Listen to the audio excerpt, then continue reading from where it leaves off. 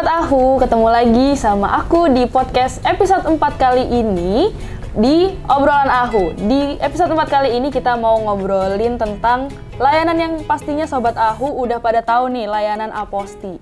Nah, tapi sebelum kita mulai masuk ke pembahasan kita kali ini, kita kenalan dulu sama pembicara di sebelah aku ini. Nah, beliau ini merupakan Mas Zul ya, Mas ya? Ya, betul Zul. Mas Zul ini merupakan analis hukum ahli pertama di Direktorat Jenderal Administrasi Hukum Umum. Silakan memperkenalkan diri, Mas Zul. Ya, nama saya Zul Adi, analis hukum ahli pertama di Direktorat Jenderal Administrasi Hukum Umum. Saat ini ditugaskan di Direktorat Otoritas Pusat dan Hukum Internasional. Ya.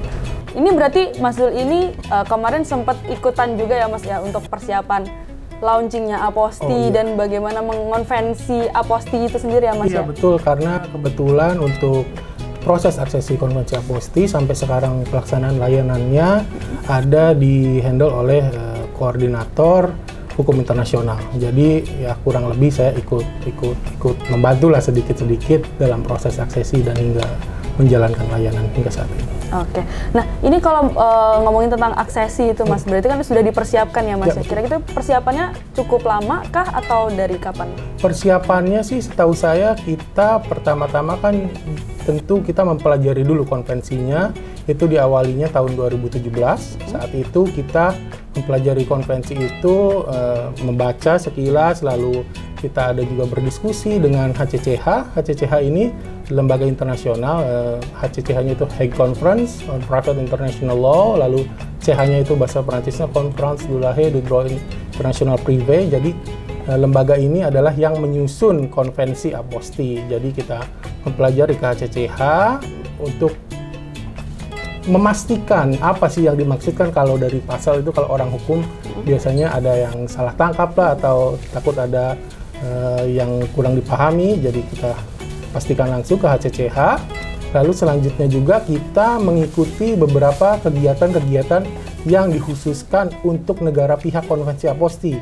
Walaupun saat itu kita belum negara pihak, tapi kita saat itu diperbolehkan mengikuti sebagai pengamat. Jadi untuk melihat bagaimana sih perkembangan layanan Aposti yang ada di negara lain, baik dari negara yang baru memulai hingga yang sudah lama, yang sudah ada perkembangan terkini.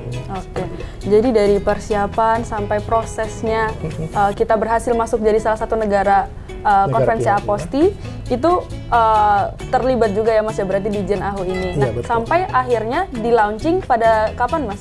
Di launchingnya sih kita secara resmi waktu itu tanggal 14 Juni ya, 14 Juni, tapi kita menjadi negara pihak itu waktu aksesinya itu tanggal 5 Oktober 2021. Namun efektif mulai berlakunya konvensi Aposti itu tanggal 4 Juni. Jadi walaupun launchingnya 14 Juni, kita sudah memulai layanan Apostinya sejak tanggal 4 Juni 2022. Oke, kalau Aposti ini kan legalisasi dokumen publik ya, Mas ya? Iya, ya. Penyederhanaan. Penyederhanaan. Dan kita sendiri sebelumnya punya layanan juga Alegron ya, Mas? Elektron ya. Oh, Elektron. Ya, oke. Nah, ini bedanya apa sih, Mas? Aposti sama Elektron? Sederhananya kan konvensi Aposti ini di judulnya kan Convention Abolishing the Requirement of Legalization for Foreign Public Document. Jadi tujuan konvensinya itu untuk menghapuskan proses legalisasi. Legalisasinya itu yang dimaksud adalah legalisasi di konsuler atau diplomatik, di kedutaan. Jadi kalau legalisasi tradisional ini yang lewat aplikasi yang dulu namanya Elektron, prosesnya misalkan kita legalisasi dulu di Kemenkumham, setelah itu dibawa ke Kementerian Luar Negeri, setelah ke Kementerian Luar Negeri dibawa ke kedutaan negara asing di Indonesia, lalu setelah itu dibawa lagi ke kedutaan Indonesia di luar negeri. Bahkan setelah itu ada beberapa negara yang prosesnya harus lagi dilegalisasi di Kementerian Luar Negeri negara asingnya. Nah, kalau konvensi Aposti ini, layanan Aposti, proses itu disederhanakan. Jadi cukup melegalisasi di suatu instansi yang disebut kompeten authority. Kompeten authority-nya kalau di Indonesia itu Kemenkumham. Jadi kalau orang Indonesia ingin melegalisasi dokumen untuk tujuannya yang negara pihak konvensi Aposti, cukup dibawa ke Kumham, nanti ada sertifikat aposti terbit, sudah langsung bisa digunakan di negara tujuan. Berarti sangat memangkas prosesnya yang tadinya panjang itu jadi cuma langsung ke Kemenkumham selaku proses dan biaya. Biaya juga. Karena soalnya di kedutaan itu kan rata-rata biayanya pakai mata uang asing dan biayanya juga lumayan kalau dari pengalaman teman-teman saya. Begitu. Kalau ngomongin tentang biaya tadi Mas, kalau di aposti ini berapa Mas biaya yang harus dikeluarkan bagi pemohon? Kalau di aposti ini kita meruntuknya tentu ke PMK-nya. Sudah ada peraturan Menteri Keuangannya, biayanya itu Rp150.000 per permohonan. Satu permohonan satu dokumen atau? Nah, kalau masalah dokumen itu kan kita permohonannya itu kan per dokumen ya. Tapi dokumen itu kadang masyarakat umum salah arti bahwa karena ada dokumen yang sepaket tapi halamannya banyak nih. Contoh misal kayak ijazah sekolah menengah tuh kan biasanya di depan ada data mahasiswanya, data siswanya, di belakang ada nilainya. Itu kan kadang orang yang nggak tahu itu dianggap 2 dokumen kan. Jadi mengajukannya 2. Ya, atau kadang transkrip nilai kalau dari kampus-kampus ada yang mata kuliahnya banyak sampai 2 lembar, itu walaupun 2 halaman tetap dianggap satu dokumen. Nah, jadi itu dia Sobat Ahu. Jadi untuk Sobat Ahu yang mau mengajukan layanan aposti, ini PNBP-nya ini hanya sebesar Rp150.000 per dokumen dan Sobat Ahu bisa langsung mengajukan ke Kementerian Hukum dan HAM selaku Competent Authority. Jadi Sobat Ahu bisa memangkas waktu yang diperlukan Sobat Ahu untuk dapat melegalisasi dokumen dan juga biaya yang diperlukan dalam pengurusan dokumen itu sendiri, begitu. Oke, selanjutnya nih Mas, kalau dokumen yang bisa diapostikan itu apa aja Mas? Kalau ditanya apa, sebenarnya rinciannya banyak kan ya. Bisa dilihat di keputusan Menteri Hukum dan HAM, namun untuk sekilas gambaran mungkin dokumen kependudukan, contohnya akta kelahiran atau buku nikah nih yang banyak biasanya digunakan. Ada juga dokumen pendidikan seperti tadi ijazah atau transkrip nilai. Ada juga misal dokumen SKCK dari polisi. Lalu yang lain bisa dokumen notaris, bahkan hasil terjemahan oleh penerjemah tersumpah juga itu bisa dijadikan objek aposti. Tapi kalau yang dari permohonan yang udah masuk nih Mas kan sudah kurang lebih 6 bulan 7 bulan ya Mas ya berlangsungnya aposti ini. Ini dokumen yang paling banyak diajukan ini apa Mas? Kalau dokumen yang paling banyak ini kebetulan nomor satunya bergantian ya. Ada dokumen kependudukan dan pendidikan, ini selalu saling menyusul. Lalu di bawahnya tadi ada dokumen notaris sama penerjemah tersumpah dan dokumen kepolisian, biasanya SKCK untuk keperluan kerja atau pendidikan. Kalau biasanya yang dokumen yang diajukan ini keperluan dari pemohon ini biasanya untuk apa Mas biasanya? Kadang-kadang kan ada yang masih kurang bisa ngebedain nih Mas. Ini aku harus legalisasinya pakai aposti atau pakai Allegron ya? Iya, jadi perbedaan sederhananya sih cukup tujuan negaranya. Misal ke negara pihak konvensi aposti, misal yang dekat-dekat Singapura atau Filipina, itu pasti pakai aposti karena mereka tidak akan lagi terima kalau ada legalisasi. Jadi tolak ukur sederhananya itu negara tujuan. Lalu untuk dokumen apa saja yang dibutuhkan itu walaupun kita di layanan kadang menerima pertanyaan seperti itu. Misal ada orang awam nanya, saya mau ke Filipina, dokumen apa aja nih yang dibutuhkan?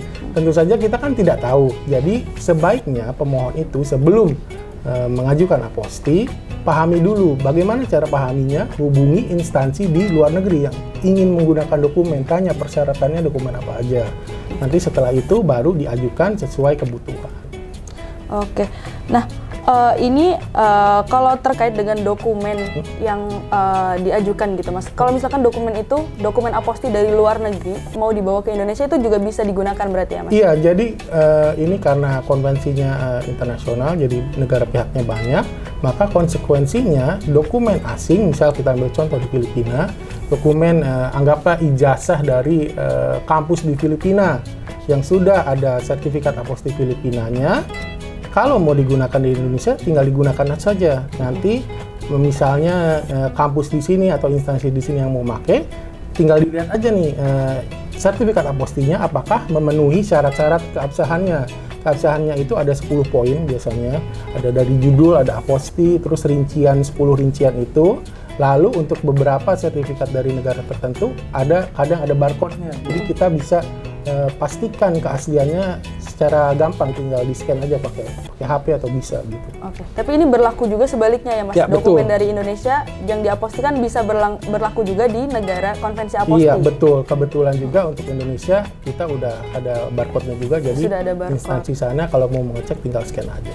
Oke, jadi gitu Sobat Ahu. Kalau misalkan Sobat Ahu mau menggunakan dokumen publik yang akan dibawa ke luar negeri, bisa diajukan melalui layanan aposti dan sudah dapat digunakan di negara lain pihak konvensi aposti ya Iya, Mas ya. betul. Dan itu ada berapa negara Mas? Hingga saat ini termasuk Indonesia ada 124, tapi 124 ini ada 2 yang belum mulai berlaku ya, karena masih menunggu proses.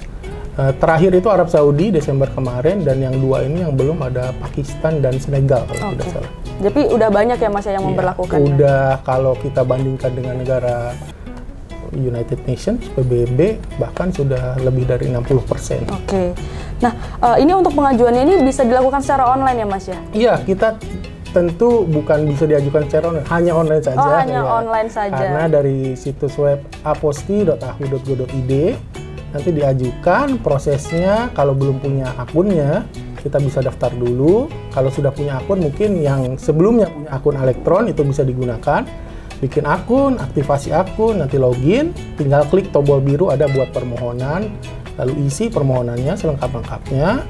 Nanti kalau sudah diverifikasi, setelah verifikasi selesai nanti ada pemberitahuan bahwa verifikasi selesai, tinggal dibayar PNBP. Setelah bayar PNBP, tinggal cetak di loket layanan aposti. Nah, untuk loket layanan aposti ini hanya bisa di kantor pusat Kemenkumham aja atau bisa di kantor wilayah? Untuk saat ini hanya bisa di pusat, namun sebenarnya amanat dari Permenkumham kita nantinya akan bisa dicetak di seluruh kantor wilayah Kementerian Hukum dan HAM, dan kalau tidak salah mulai awal tahun ini akan kita mulai untuk pencetakan sertifikat aposti di kantor wilayah.